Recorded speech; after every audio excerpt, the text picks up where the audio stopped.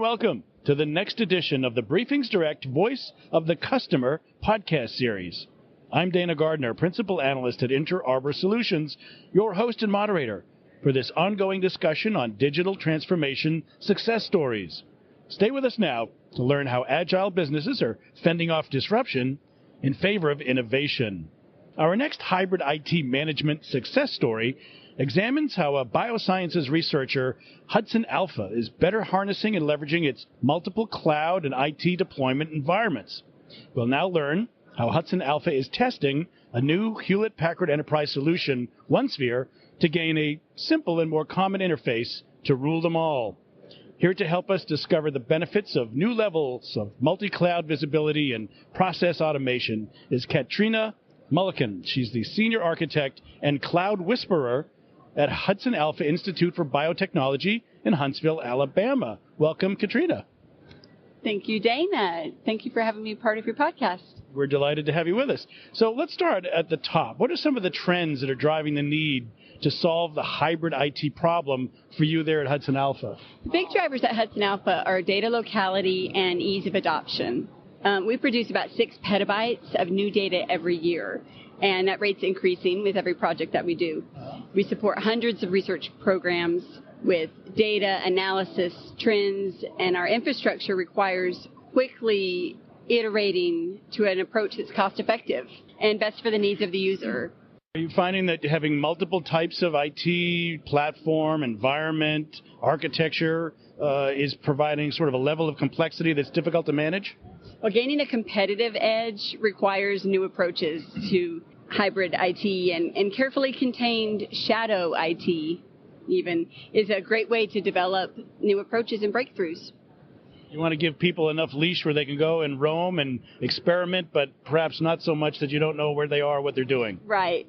Software-defined everything is our mantra. That's what we aim to do at HudsonAlpha for rapid innovation. All right, so how do we move from that potential of complexity, potential of chaos, maybe just a little bit too much freedom, to the point where we can harness and optimize, but still give people that needed flexibility? IT is ultimately responsible for the security and the uptime of the infrastructure. And so it is important to have a good framework for which the developers and the researchers can compute. So it's finding a balance, right, between letting them have provisioning access to those resources versus being able to keep an eye on what they're doing. And not only from a usage perspective, but from a cost perspective, too. Great. Well, tell us, before we go any further into your management journey, more about HudsonAlpha and its fairly extreme IT requirements. Okay. HudsonAlpha is a nonprofit organization of entrepreneurs, scientists, and educators who apply the benefits of genomics to everyday life. We collaborate with 40 affiliate companies on our 150-acre campus in Huntsville, Alabama. What about the IT requirements? Tell us a bit more about how you fulfill that mandate. We produce 6 petabytes of new data every year. We have millions of hours of compute processing time running on our infrastructure. We have hardware acceleration. We have peer direct connections to clouds. We have collaboration for our researchers that extends throughout the world to external organizations. And we have containers. We have clouds. So you've been doing multi-cloud before there was even a word for multi-cloud. We are the hyperscale and hybrid IT organization that no one's ever heard of. Okay, let's look at what some of the hurdles are for you to keep that all working and keep all your scientists and researchers happy. Having so many systems, having very hybrid, how do you avoid lock-in? How do you keep it so that you can remain open and competitive? Sometimes if you lock in or do things in certain ways, your costs can spiral. So there's a balance, again, between flexibility and cost. It is important for us to keep our local data centers agnostic as well as our private and public clouds. So we strive to communicate with all of our resources through API, and we use open source technologies at HudsonAlpha. We're proud of that. And there are a lot of possibilities of arranging all of those pieces. So there's a lot that you can combine with the tool set, not only in your local data center, but in cloud. And if you put in the effort to write the code with that in mind, so you don't lock into any one solution necessarily. Then you can optimize and put everything together. Yeah. Tell us a little bit, too, because you're a nonprofit, you're seeking grants, you're getting grants, right, and they put in requirements. So that's another level of IT, I suppose, rigidity that you have to deal with. Right. Researchers are applying for grants throughout the year. And now with the National Institutes of Health, when grants are awarded, they come with community cloud credits, which is an exciting idea for the researchers, meaning they can immediately start consuming resources in the cloud, from storage to compute, and that cost is included is covered by the grant. So they're anxious to get started on that, which brings challenges to IT. We certainly don't want to be the holdup for that innovation. We want the projects to progress as rapidly as possible. But at the same time, we need to be aware of what is happening in the cloud and not lose amount of control, right, for usage and cost. So certainly HudsonAlpha is a extreme test bed for multi-cloud, lots of different systems, changing requirements, the ability to give that flexibility to innovate to your clientele, your constituencies. So when you wanted a management capability, an overview of that hybrid IT environment, I know you're a Hewlett-Packard Enterprise customer. How did that come together with what they've been doing and what you needed? Well, we've invested in composable infrastructure and hyperconverged infrastructure in our data center, as well as blade technologies. So we have a wide variety of compute and networking and storage resources available to us. The key is, how do we rapidly provision and those resources in an automated fashion? And I think the key there is not only for IT to be aware of those resources, but for developers as well. We have groups of developers with bioinformatics at HudsonAlpha who can benefit from all of the different types of infrastructure in our data center.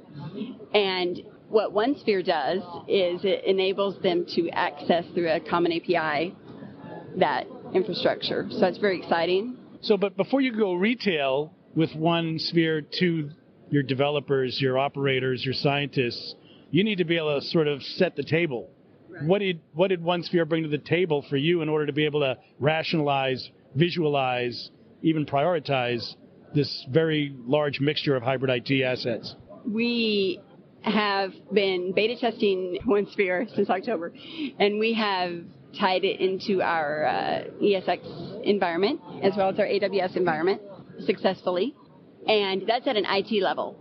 So what our next step is with that would be to give that to a researcher as a single pane of glass where they can go and provision the resources themselves. Right. Yeah. So it's sort of a journey. Where do you see it going now that you've dipped your toe in? You're an early tester. Do you see sort of a few furloughs down the pike of what this might potentially bring to you and your organization? Sure. So we want to do more with cross-cloud. Right now, we are very adept at provisioning within our data centers, and provisioning within each individual cloud. So HudsonAlpha has presence in the public clouds, AWS, Google, Azure.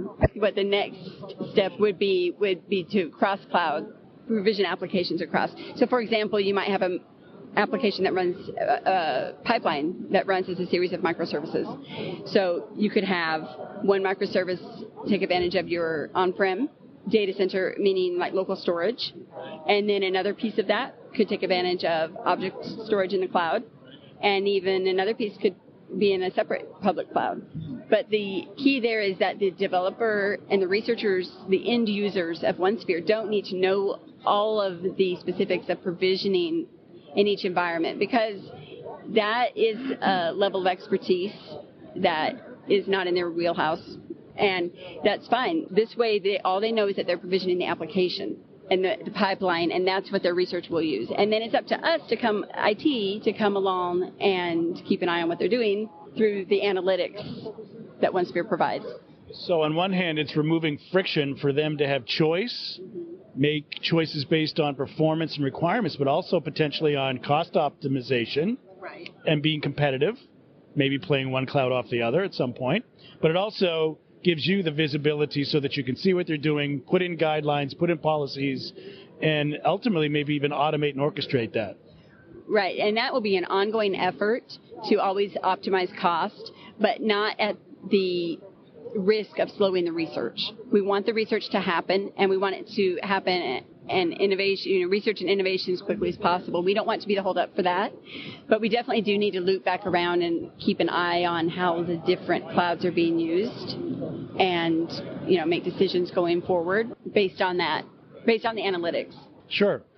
There might be other organizations that are going to be a bit more cost focused, and they'll probably put a dial that says, we'll dial back to getting the best deal we can. Your organization says, hey, we're going to get the job done, and then we'll think about getting the best. And it's nice to have that flexibility to choose your, algorithmic approach to business, if you will. Right. The research that we do at HudsonAlpha saves lives, and the utmost importance is to be able to conduct that research at the fastest speed. So one of the things that Onesphere is geared toward is being agnostic. They're starting out with AWS. They tell me they're going to be adding more and more clouds. Obviously, also looking at internal private cloud infrastructure and an API-driven approach to microservices, containers, what have you. But as an early tester and someone who's been a long-time user of HPE infrastructure, is there anything about the combination of synergy, simplicity, hyperconverged, some of their storage and 3PAR and intelligent storage, in conjunction with Onesphere, that's given you something perhaps a whole greater than the sum of the parts? So synergy and composable infrastructure is something that is very near and dear to me. I have a lot of hours invested with ImageStreamer and customizing open source applications on ImageStreamer, open source operating systems and applications. The ability to utilize that in the mix natively with Onesphere, in addition to the public clouds that I architect, is very powerful. I'm excited to see where that goes. Any words of wisdom you can impart to others who maybe have not gone down this road as far as you have? And I understand it's early in these days, but what might you advise others to consider when they're looking to compose, automate, optimize across the board? I would say it needs to start with IT. IT needs to take on more of a DevOps approach in as far as putting an emphasis on automation and being able to provision infrastructure in the data center and the cloud through automated API. A lot of companies probably still are slower to adopt that and are provisioning older methods. And I think it's important that they do that. And then once your IT department is adept with DevOps, then your developers can start feeding or can start using what IT has laid down as the foundation, right? So it needs to start with IT. So there's some blocking and tackling on some modernization within IT that will then enable you to accelerate into these higher level benefits. It's a skill set change for some of the traditional system administrators, network administrators. Now with software-defined networking and with automated deployments and provisioning of resources, that's a skill set that IT really needs to step up and master, because they're going to set the example for the developers who are going to come along and be able to use these same tools. That's the partnership that companies really need to foster between IT and developers. And something like Onesphere is a good fit for that because it provides a unified API. So on the one hand, your IT department can be busy mastering how to fit all of their infrastructure, how to communicate with their infrastructure through that tool, but at the same time, refactoring applications as microservices. That's up to the developer teams. They can be working on that at the same time, and then it all comes together with this service catalog of options, which in the end, it's a simple interface. That's what we want, is to provide a simple interface for the researchers. They don't have to think about all the work that went into the infrastructure, and they're just choosing the proper workflow and pipeline for their project. Very good. It also sounds, Katrina, like you're able to elevate IT to that abstraction that you've been describing and that Onesphere is an accelerant to elevating IT. And at the same time, it's an accelerant to the adoption of DevOps, which to me means it's also elevating the developer. So we're really bringing people to that higher plane of business focus and digital transformation. Yes, Onesphere is an advantage to both of those departments, which at some companies can be quite disparate. Now, at HudsonAlpha, we are DevOps in IT. It's not a distinguished department, but some companies that's not the case.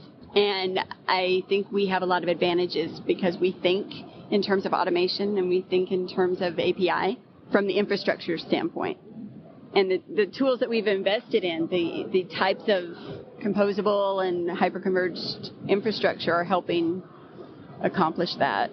Because I speak with a number of organizations that are global, they have some data sovereignty issues, and I'd like to just explore before we close out how Onesphere might be also powerful in how you can decide where data sets reside in different clouds, private and public, for various reasons, not necessarily just from IT's requirements, but other requirements around legal, regulatory, and even performance if you need low latency and high bandwidth capabilities. So is there something about having that visibility into hybrid IT that extends into a hybrid data environment where you can pick and choose how you deploy your data and then keep track of that?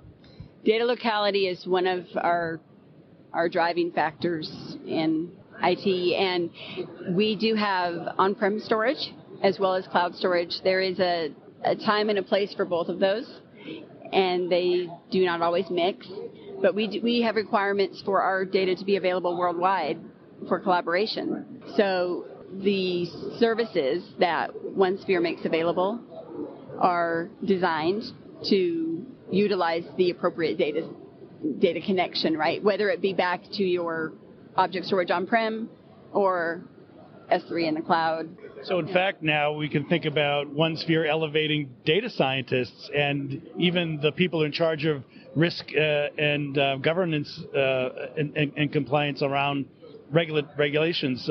It seems like it's a gift that keeps giving. It is a good fit for hybrid IT and what we do at HudsonAlpha. And it is a natural addition to all of the prep work that we have done in IT so far for our level of automated provisioning with Synergy and Image Streamer. This is the, I'll say, so Onesphere is a way to showcase to the end user all of the efforts that have been put in by IT. And that's a satisfying tool to implement, because in the end you want what you've worked so hard on to be available, to the researchers and put to use easily and quickly. It was a long time coming, right? Yes. Yeah, I think so. All right. Well, I'm afraid we'll have to leave it there. We've been exploring how biosciences researcher HudsonAlpha is better managing its multiple cloud and IT deployment environments. And we've learned how a Hewlett-Packard Enterprise solution, Onesphere, is delivering consolidated and deep insights across multiple clouds and IT deployments. There at HudsonAlpha, they're an early beta user. So please join me in thanking our guest. We've been talking with Katrina Mulliken, Senior Architect and Cloud Whisperer at HudsonAlpha Institute for Biotechnology. Thanks so much. Thank you very much. And a big thank you as well to our audience for joining us for this Briefings Direct Voice of the Customer Digital Transformation Success Story. I'm Dana Gardner, Principal Analyst at Inter Arbor Solutions, your host for this ongoing series of Hewlett-Packard Enterprise-sponsored interviews. Thanks again for listening. Please pass this content along to your IT community, and do come back next time.